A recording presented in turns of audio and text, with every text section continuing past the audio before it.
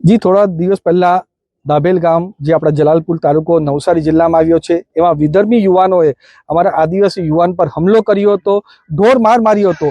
एनुं कारण ए हतुं के कसाईओए एमने गौ हत्या करवा माटे एमनी पर जबरदस्ती करी हती, पण अमारा आदिवासी युवाने एनो इनकार कर्यो, एना माटे एमनी पर ढोर मार मारवामां आव्यो हतो अने आजे एमनी दुखद एमનું મૃત્યુ પણ થયું છે। એમની જેવી જ મને જાણ થઈ એટલે તરત જ મેં એમના પરિવારને મળવા, પરિવારને સાંત્વના આપવા હું અહીંયા પોતે હાજર રહ્યો છું અને એમને ખાતરી પણ આપી છે કે આરોપીઓને કડકથી કડક સજા થાય એના માટે અમારી ભારતીય જનતા પાર્ટીની સરકાર પૂરી રીતે કટિબદ્ધ છે। પોલીસ પણ પૂરી રીતે કટિબદ્ધ છે। 3 જેટલા આરોપીઓ પકડાઈ ગયા છે, 4 જેટલા આરોપીઓને પકડવાનું પૂરું હમણાં પ્રોસેસ ચાલી રહ્યું છે।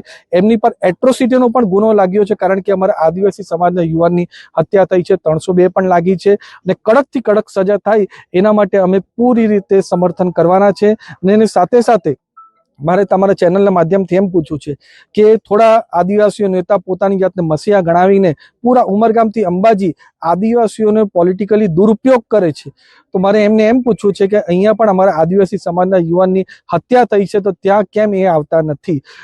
ચાહે ચૈતર વસાવા હોય કે પછી નવસારીમાં વાસદાના ધારાસભ્ય હોય, એ અહીંયા આવીને કેમ પરિવારની સાથે ઊભા નથી રહેતા? કેમ પરિવારને સાંત્વના નથી આપતા? કેમ પરિવારને સમર્થન નથી આપતા? એનું એક જ કારણ છે કે એમની વોટ બેંકની જે રાજનીતિ છે એ જોખમાઈ જાય એના કારણે આવતા નથી। પણ અમારા ઉમરગામથી અંબાજી અમારા આદિવાસી લોકો છે, એના માટે અમારી ભારતીય જનતા પાર્ટી ખભે પગ એમની સાથે ઊભા રહેલા છે અને હું પણ આદિવાસી સાંસદ તરીકે એમની સાથે પૂરી રીતે ઊભો છે। જ્યારે જ્યારે મારા આદિવાસી સમાજની મારી જરૂર પડશે ત્યારે હું એમની સાથે હાજર રહીશ।